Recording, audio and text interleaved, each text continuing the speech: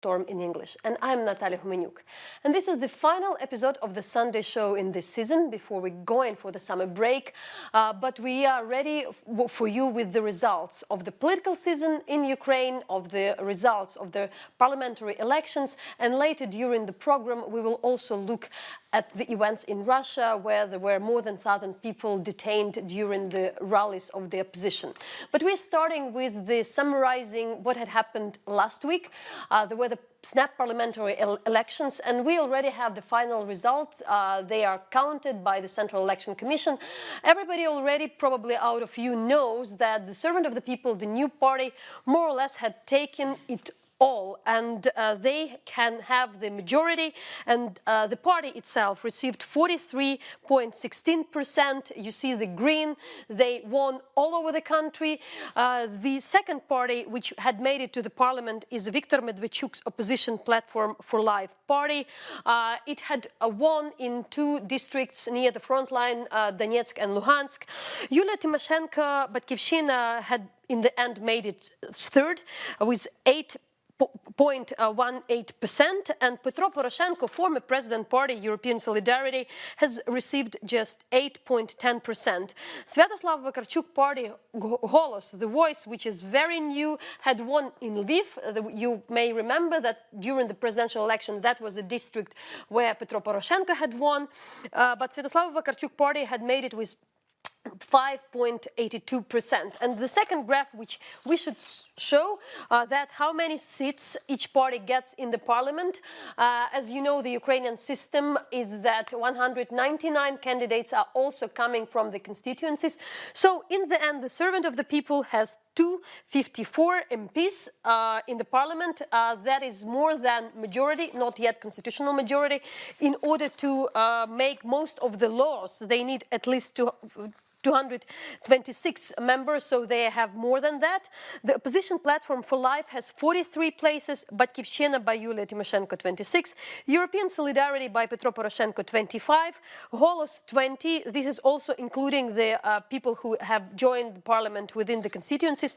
There are 46 self-nominated MPs would be, and 10 from other parties. 26 are empty seats of the MPs who should represent occupied Crimea and the occupied territories of Donbass and Luhansk region.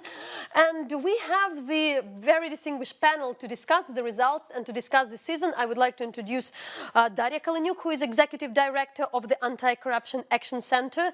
Also Olena Tregub, who is Secretary General of the Independent Defense Anti-Corruption Committee, NAKO.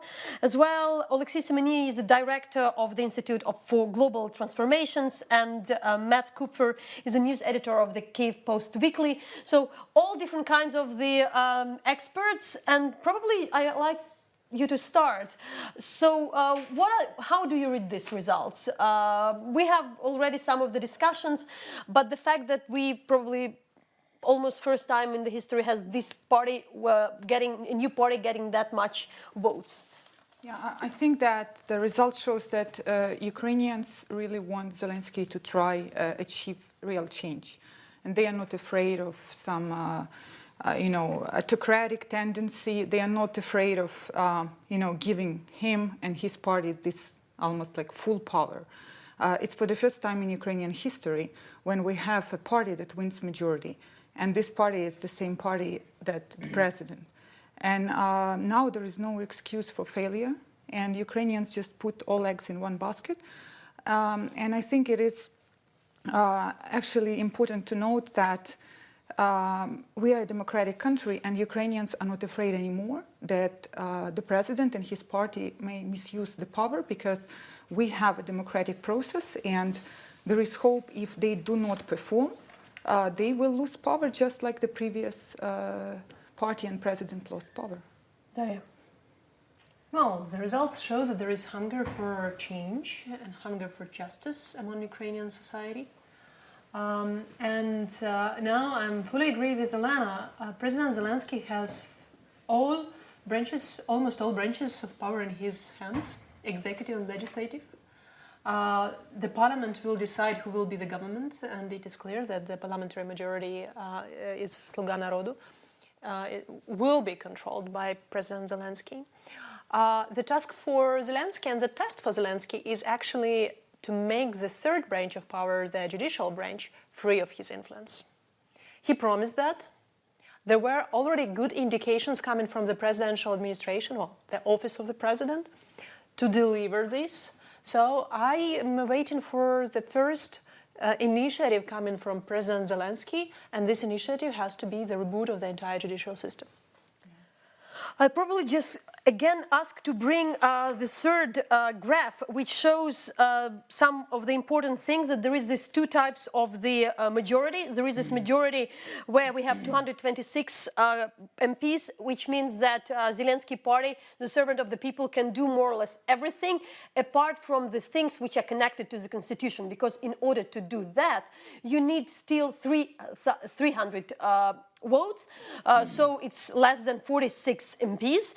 And if we understand, before there was some discussion about the coalition, for instance, would Zelensky still need the other parties to join, for instance, Sviatoslava Karchuk-Golos or Yulia Tymoshenko, Batkivshchina, but it just together with them they would make 300, and they said that they need that constitutional majority, for instance, to ban the impunity of the MPs and some other things. But a lot of people are really concerned in Ukraine.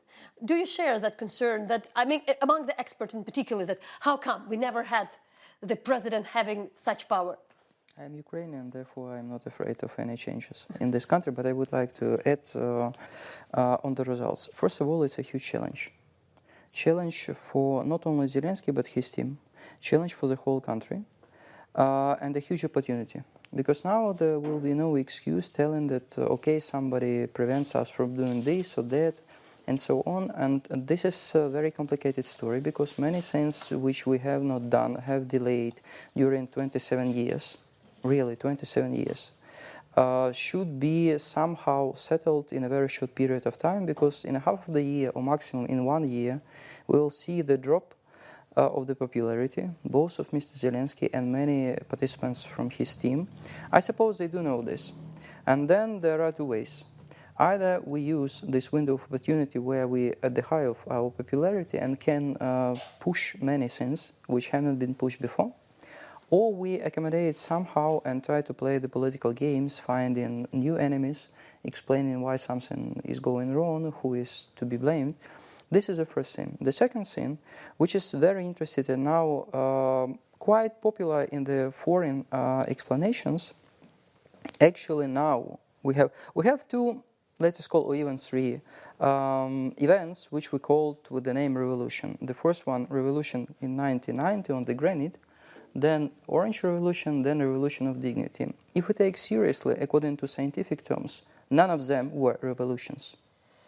And the events this year could be real revolution, because on the level of stuff, we see how many persons are really smashed out from the parliament, smashed out from the presidential power, from the government. It just, by the fact, it's like revolution. If it will be followed by concrete steps, many of them already announced, this will be really maybe the start of revolution. I don't know whether it is good or bad, but it will follow. You covered the campaign, so what do you find the most peculiar in this?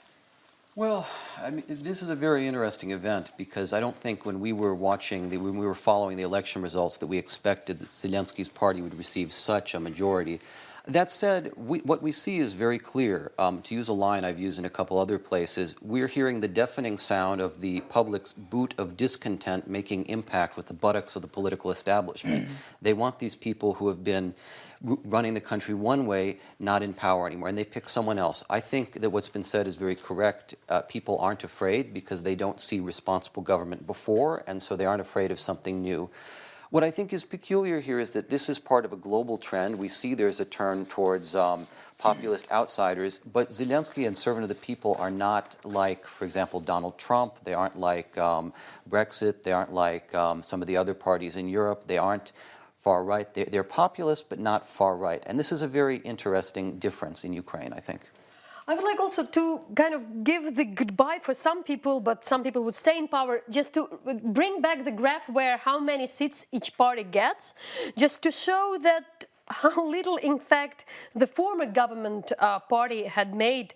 But Kyiv in the end has 26%, the European 26 seats, my apology, and European Solidarity by the former president 25. Why also I think it's quite remarkable. You don't see it from the graph that at the constituencies, but Kyiv had won just 2 places. As well, the European Solidarity has got just 2 MPs, though they were very powerful. How we also explain this? Is it really the end of this kind of this era of these politicians?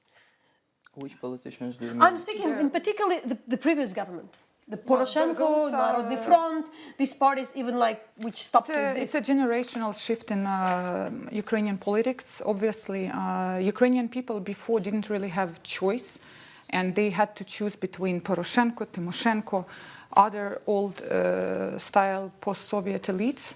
And now Zelensky offered them an alternative, new generation, people who never were in politics. There were extremely young people in his party. The youngest MP will be 23-year-old MP. And Ukrainians went for this because they are craving for change. Well, for me, the most fascinating fight on the single district constituency was in Lviv district. There are 2 very corrupt brothers who used to be MPs forever. Yeah. Bogdan and Yaroslav Dubnevich brothers. They investigated by NABU. They embezzled about 1.5 billion Ukrainian hryvnias, and they are under the investigation. And they used to spend millions on their district actually bribing the citizens, the voters who are from these districts. However, one of the brothers lost not even to the Sluga Narodu, but lost to the Golos party representative, a young lady, a new face. So it's actually a very positive signal that we are able here in Ukraine actually to get rid of very powerful people who use enormous amount of money and influence to bribe voters. So for me, it's a positive signal. And if I could just add, you asked what's the most remarkable thing for us about this. One of them is that you see people who have been in the parliament for a very long time, maybe 4 or 5 convocations, and they're ousted by total outsiders, people who are largely unknown. And they're defeated by people who they're simply associated with the Servant of the People Party, and they win against these big-time politicians. I wouldn't be too much optimistic, although, once more about the term of revolution, it was exactly some sense of revolution by the people, peaceful revolution, to smash out, regardless, even some good deputies from constituencies where they really did something in the constituency, did something in the parliament, but have been now smashed out from the parliament. But it's one side of the story. The other side of the story, if you take all the, let's call it even Western countries, you will not find too many people who come to the parliament as absolutely new, especially in the United States or in other countries.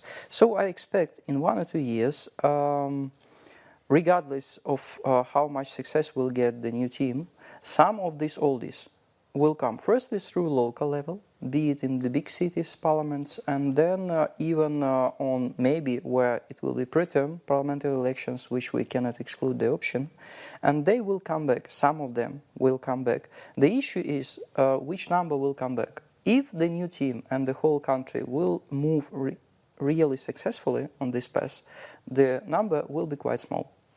If not, we have, for example, the party of Boyko, Medvedchuk and other guys who can collect many of these guys. Firstly, using this feeling of dissatisfaction, many people just now hoping, okay, we have done everything which we could as a citizens by presidential election, by parliamentary election. We gave all the power to you, Mr. Zelensky and all the guys underneath. So we expect results. And most of the people do expect very quick results, which will not follow. We have something to ask because I also would encourage you to go to en.hromadske.ua and read one of our articles about the infamous members of the elite, in particular the top MPs known for being very notorious and sometimes accused of the corruption, and that they didn't make it, which is very, very surprising. So please find this article. You can also find it in the comments of our broadcast as well on our Twitter. And we have with us Helena Yanchenko as well on Skype. So we can already move to this part of the program. So Halina Yanchenko is a future MP. She is now in Truskavets, where there is a school for the MPs from the Servant of the People. We will talk about that a bit later during the program. So hello, Halina, do you hear us? Hi, I'm here. So I also would introduce that Halina is in her before political life, it was the anti-corruption activist. So, Halina, first of all, our audience is interested. So, you don't need the coalition. The party doesn't need the coalition, but still, would you seek a cooperation with other parties? To what extent it's important for you, and what are those parties? Sure. Of course, as we have 254 basically MPs, and there is a need of 226 to take decisions, to vote for legislation. Of course, we can form a coalition ourselves, but we are very interested in making partnership or partnering with the political force. Why is that important for us? First of all, because one of our values is actually to unite the society, and basically that's what we managed during the presidential and parliamentary elections, given that we basically won in the majority of the regions. If we are talking about the presidential elections, we won in 23 out of 24 regions, which is pretty much most of the regions from the east to the west of Ukraine. This is absolutely new phenomenon for Ukrainian politics, as previously politicologists, they would prefer a strategy or a tactics of dividing people into certain categories between Ukrainian speaking and Russian speaking, between East and West, between people who go in different churches, and then they would take a piece that they want and pretty much speculate on the values that one or another group of voters prefer. Our strategy was different, our tactic was different, and our messages was different. So, we seek to unite the society. Just let us know, so will you go with a particular party, for instance, with the Voice of the Sviatoslav Vakarchuk, or for instance with Batkivshina of Yulia Tymoshenko, or you're gonna to search for independent MPs if you need 300 votes, and for what do you need them? Yeah, if you are talking about the 300 votes, this is the number of votes needed to amend the constitution of Ukraine, and there are several initiatives which need to make changes into constitution. One of such an initiative is to limit the immunity of members of parliament. And we definitely plan to cooperate with other political parties to achieve these amendments to constitution. We hope, we see there are different ways to cooperate with them, and we are very happy that during the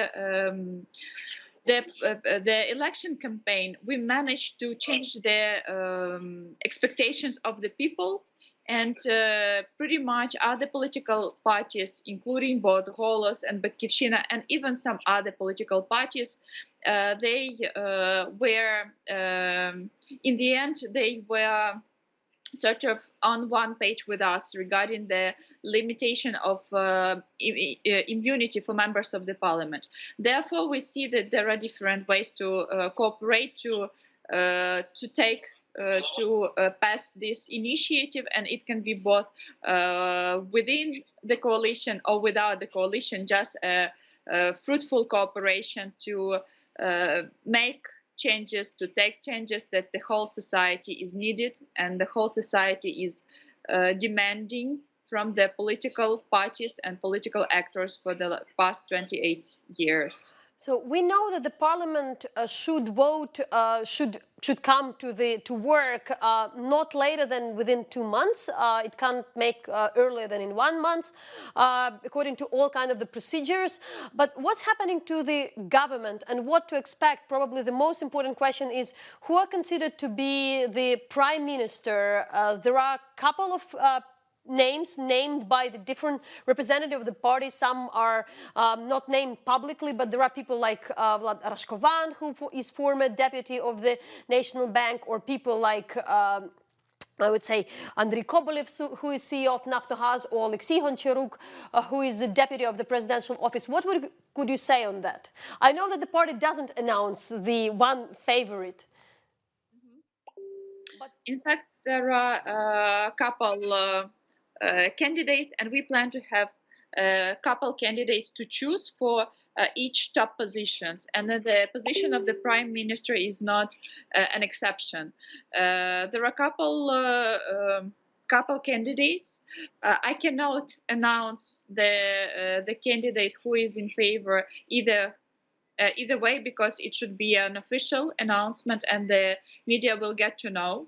But the criteria which the party applies to the candidate, he or she should be Ukrainian, great professional with big experience in economics, understanding how to actually develop the economics, how to do the deregulations that is very harmful for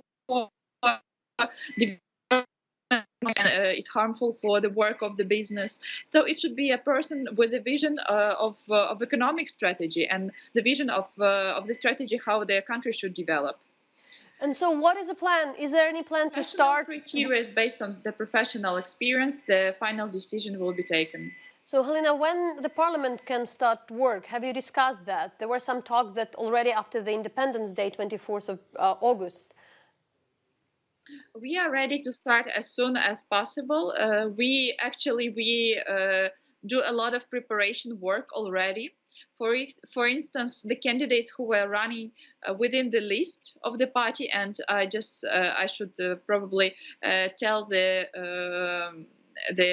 the people who are watching our program that just to remind that the half of the parliament will be formed from the candidates who were in the lists of the parties, and half will be formed from the majoritarian candidates. So the majoritarian candidates were focused on the elections on their majoritarian territories, of course, but the candidates from the list, they were working in so-called committees or topical groups within the party for over a month already.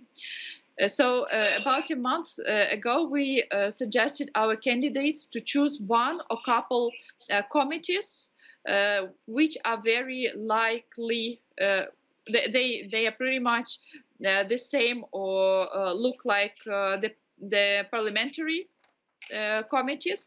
And so people started to work on the conceptions of legislation initiatives, on the conceptions or even sometimes drafts of the legislation amendments, and we already have a package of the legislation that we want to submit to the parliament, to register in the parliament and pass within the couple months, within the first couple months, to show that we are ready, to show that we can really ensure the quick changes in the Ukrainian society. And the most important legislation will be hopefully passed within the first couple months.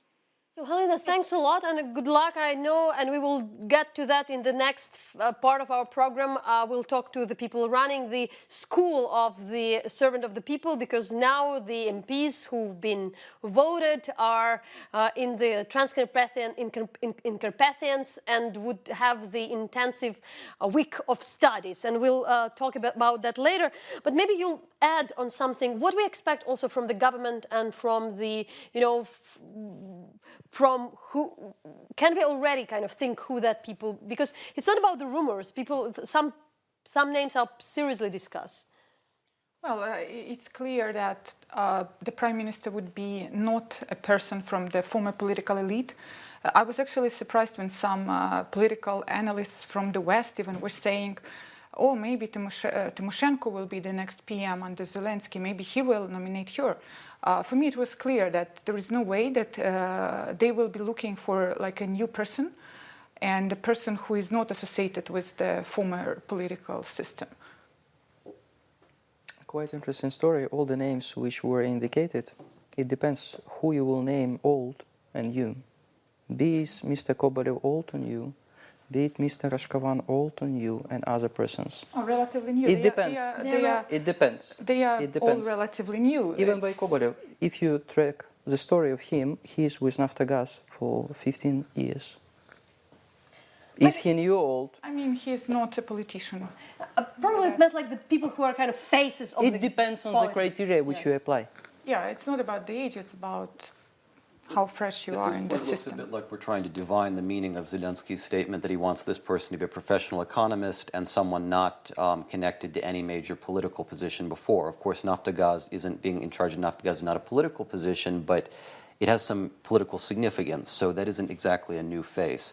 It depends on the interpretation very much.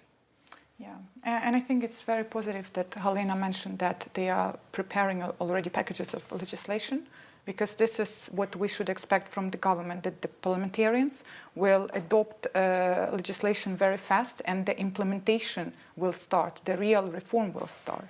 So what are also your kind of concerns about the new government? Not just concerns, but expectations, because that could be very diverse. It's still very hard to imagine this government. Yeah, it looks like there will be new people at the top of all ministries. What we hear about, for example, Ministry of Defense, that there will be definitely a civilian on top of the ministry that would also be part of this national security reform that we've been trying to introduce for over 1 year now. And all these new people at the top of the ministries, they can be maybe a little bit difficult to coordinate and to control, because there are a lot of personalities, and they are not coming from some party where they were, growing together in politics, but those are people from different walks of life who now are together situationally in one team, in Zelensky team. And so maybe there will be some potential conflicts because of that. I have two concerns and one reservation. Not one positive reservation. Two concerns. I'm very concerned of the reform of the healthcare system. Olena Tregub is a true reformer, and her team really achieved a lot. So I'm concerned that the new minister might not be willing to continue the path of the reform, which is underway, halfway underway. So it has to have the political will of the ministry and of the President Zelensky to be completed. And there were different messages coming from the President Zelensky already on that. I'm concerned with the dismissal of the true reformer in the Anti-Monopoly Committee, Agia Zagrebelska. Anti-Monopoly Committee is a very powerful agency which has tools to sanction monopolies. And actually, this is one of the ways to cut the oligarchy influence over the politics. Antitrust Committee can actually sanction a certain factory for millions. And it's a way to destroy the influence of big business. So let's see who will be appointed as the new members in the Anti-Monopoly Committee. And a positive observation is actually the good news about possibility of Ruslan Ryabashapka to become the Prosecutor General of Ukraine. So Ruslan Ryabashapka is now deputy head of the presidential office of Mr. Zelensky. He's in charge of the reform of all judiciary and law enforcement agencies in Ukraine. He already initiated a lot of conceptual concepts of positive changes in the judiciary and the prosecution and reinforcement of entire anti-corruption infrastructure, like the need to reboot the NACP, the agency which has to verify asset declarations of public officials. And he has knowledge how to do that. He is internationally a knowledgeable expert in anti-corruption and criminal justice. I believe that he has goodwill and good understanding how to change the system. So him at the position of the Prosecutor General of Ukraine is a very positive sign. I hope that it will be actually implemented. So what are your expectations of the new government? I would also remind that in Ukraine, the government, each government member should be approved by the parliament, but definitely the servant of the people has no problem with that. I have some ideas before I see, firstly, whether there will be some coalition, if yes, with whom, and secondly, who will be concrete ministers. After I see the names, I can tell something. Before I don't see any names, I I don't want to tell anything. We do see names. There are names in the media that are being discussed, and all of those names. I can discuss hundreds of names For now, before like, they we do are not know adopted about and fixed. Ryaboshabka, we do not know about, Honcharuk, we don't know about Zavgorodnyuk, but there are those names, and all those names are promising. This is at least for now what we're hearing. But Are you you're sure right that all of these names will be you're fixed on the absolutely positions? right. We do not know that. That's Yeah. we don't know, and the party also keeps it kind of. They won't announce We unless can they be announce. and probably will be surprised by the names fixed. I mean, I would echo the concern about the healthcare reform. I think that's a big one, certainly for me. I think it may have certain problems or challenges along the way, but one of the problems, it also has a lot of opposition, some of it from people who seem to have a personal or financial interest in it not succeeding. And it's also one of these reforms where maybe whatever problems it may have, it's hard to see what the alternative is. And so I would be very worried about that being halted in the middle or not developed further. I know there was someone from the Zelensky team who commented on the ideal of insurance-based medicine, but again, what does that mean in practice? In some ways, the healthcare reform is a sort of state insurance-based medicine, much like the British national health system. So that one to me is personally very worrying. The other concern I guess I would have is we don't know who all these people in the parliament really are. They don't have a huge political background, so I would be concerned to a certain degree about will all of them behave themselves honestly, and would they be the types of politicians who the public wants to see in the parliament, who are different from some of the previous people who were knocked out of the parliament? Yeah. That we'll just have to look and see, because it's very hard to make predictions about outsiders. That's the risk of outsiders. And I guess the third question would be the effectiveness issue. Will they be effective? Will they hold together?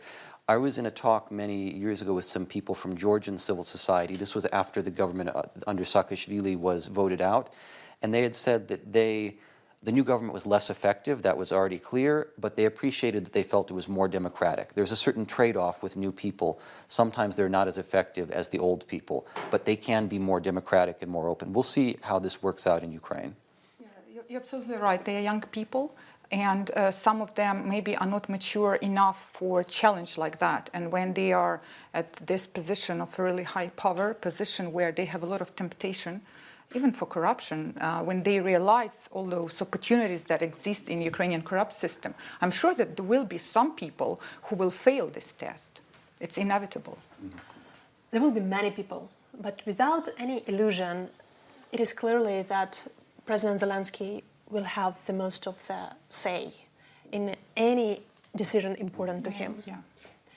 It is clear that actually the voters of Ukraine also voted not for all these people, but for the brand of Mr. Zelensky. So they trusted him, all their hopes, and he raised the hopes and the expectations so high that actually the disillusionment of not delivering this expectation will also return back to him if there will be no quick wins and quick results. Isn't the usual case that there are always hope with any kind of positive change in Ukraine? This is extreme hope. Yeah.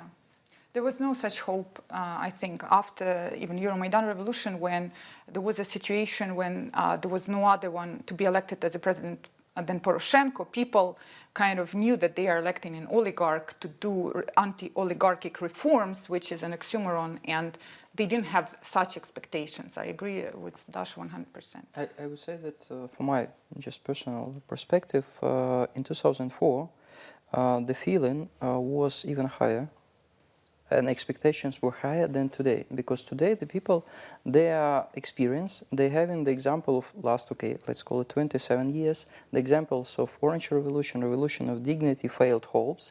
That's why, on the one hand, on the feelings side, they may be less expected, but on the feeling of voting, more expected. This is some kind of paradox.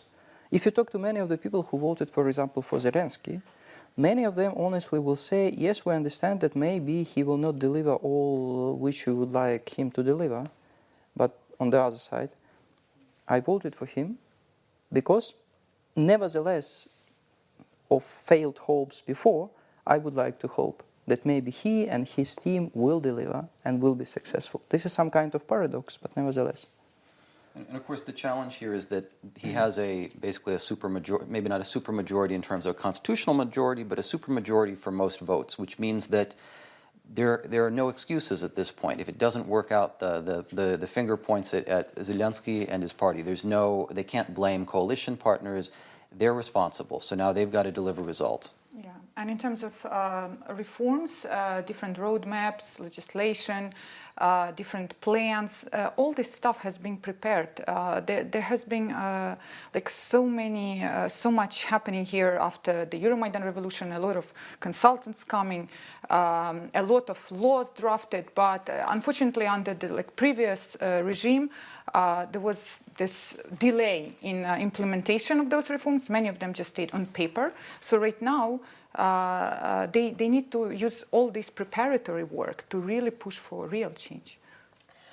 And I would also to remind one thing again, to put another graph, maybe to remember some people to see their names for the last time, maybe not, to announce the parties that failed to enter new parliament. I guess it could be curious for some of you to know that the radical party of Oleg Lyashko, who was kind of the major populist for the decades, had got just 4% and didn't make it. As well, the Igor Smishko, Strength and Honor, less than 4%, 3.82.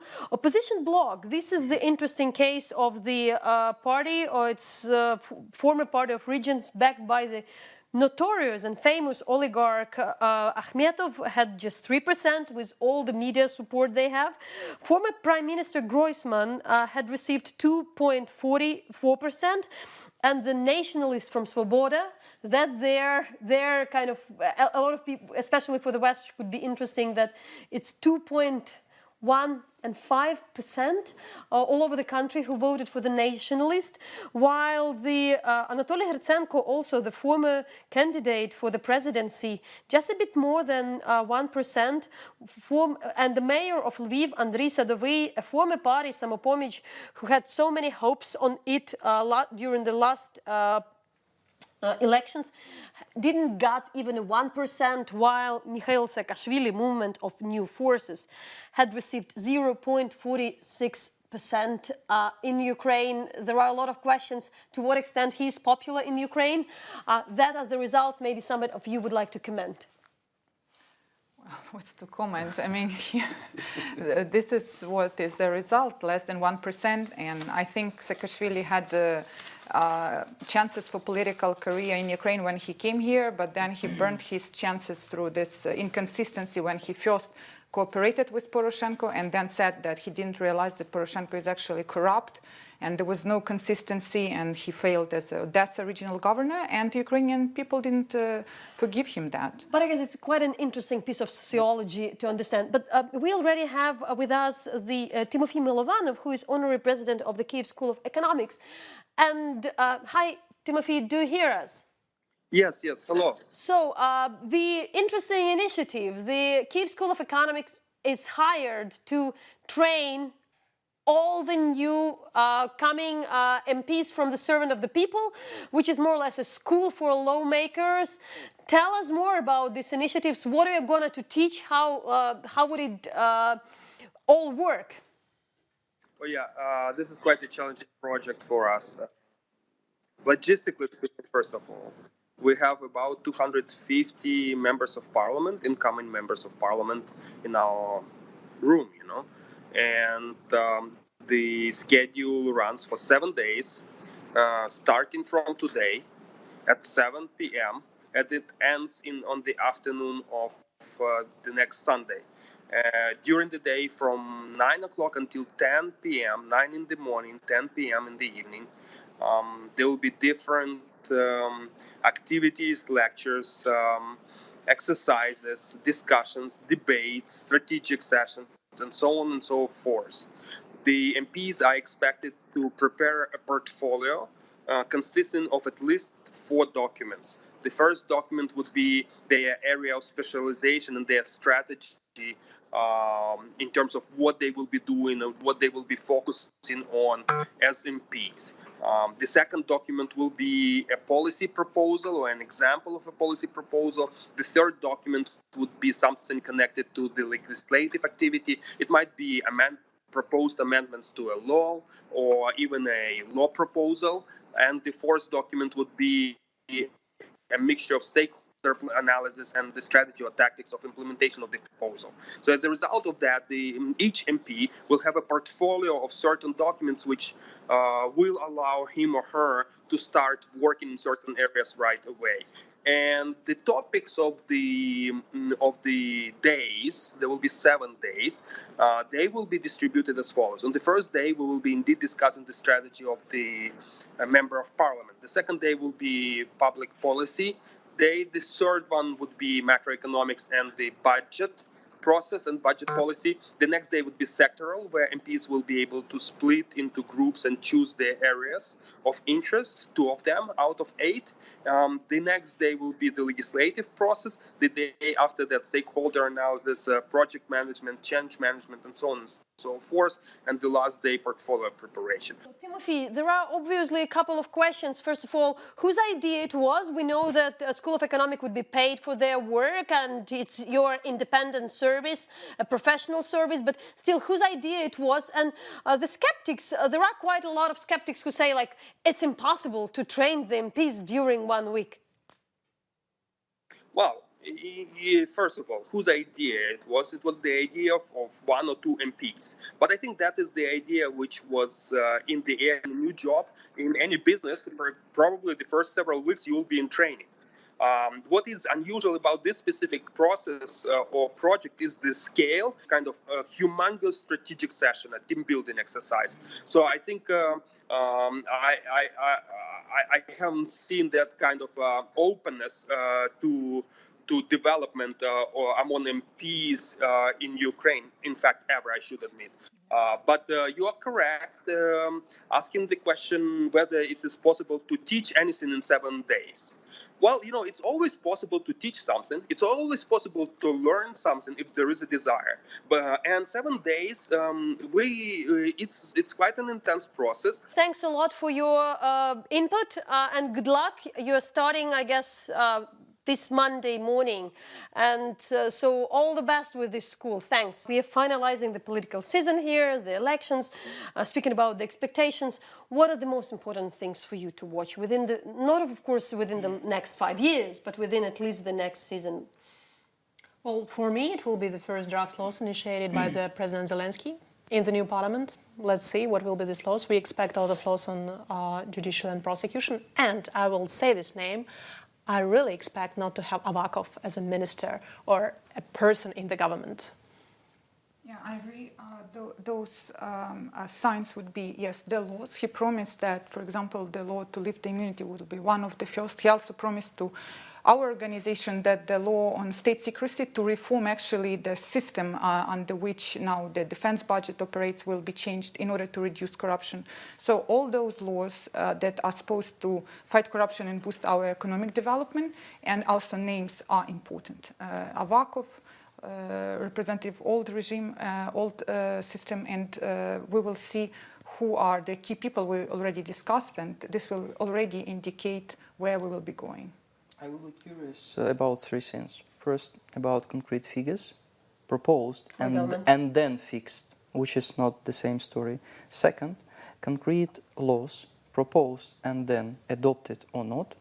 And then the third thing, actually, it's about the story to which extent the very huge faction of sovereignty of the people, which will be it unified as it is now at the start, even in December. It's for me the question number 3. Not much to add here. I think the parliamentary immunity is a big issue, and I think Avakov should not be in the new government. So thanks a lot for this discussion, but that's not the end of the program. I'll be back in a second.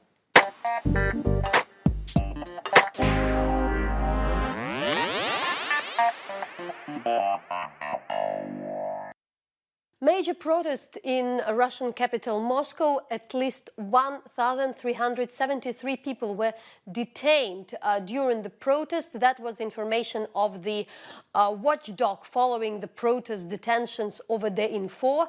And that was the protest against the fact that the government has barred opposition candidates in forthcoming local elections in Moscow. The protest has taken place this Saturday, 27th of July. And we have with us Anna Nemtsova, who is the Daily Beast Moscow correspondent, who covered the story. Anna, so let us know what's the most significant. It's not the first protest, but they were quite big. What's happening now, and what are what can happen next? Hello, Natasha. Well, basically, this is a unique situation. Yesterday, we felt like Moscow was some sort of part of North Korea for a short time. The detentions began the night before, and all the protest leaders were detained. Their homes were searched. People complained about their computers being confiscated. So basically, protesters came out to the streets without any leaders. And all day long, people were protesting all over Moscow downtown, on Tverskaya Street, opposite the city hall, on the old Arbat, on the pedestrian street. People were marching and chanting. And one of my friends who lives there said that she hadn't seen any protesters in that street for years and years. So, and that the protests continued, detentions continued for many hours. There were lots and lots of National Guard forces, Rosgvardia forces all over the city, all over the city's downtown. And people I saw were mostly young people. It seems to be generational protest. And so what is at stake? Because these are local elections to Moscow City Council. So is it like that even there the opposition candidates, or let's say independent candidates, can get? Well, most young people I speak with, they came out because they are tired of corruption and they support Navalny and his allies. And they see these municipal deputies and municipal candidates for the elections who didn't get registered as Navalny's allies. So their leader Navalny in 2013 got almost 30%. He came second, although he didn't have any television access to state channels. He didn't have any administrative resource. So this is public support. And now police authorities say that up to 600 people were not even from Moscow. They were coming from other cities. We're checking this information. Most people we interviewed were from Moscow, and they were very young, and they were quite genuine. They wanted to have a chance to vote at a fair election. And do you know what will happen next? Are there any other protests next week planned? So, because it's not like something had ended. No, because most of the candidates for this upcoming election in September, for the municipal deputies and the mayoral election, most of the candidates are having now big issues. They have some legal cases opened against them. They have fines to pay. Some of them are still behind bars. Alexei Navalny was hospitalized with some strange form of allergy. So for now, today is a day when the city that was a big mess yesterday is recovering. Anna, thanks a lot for your reporting, and we'll follow this story. So that was the last episode of the Sunday show in this season. We will be back in September.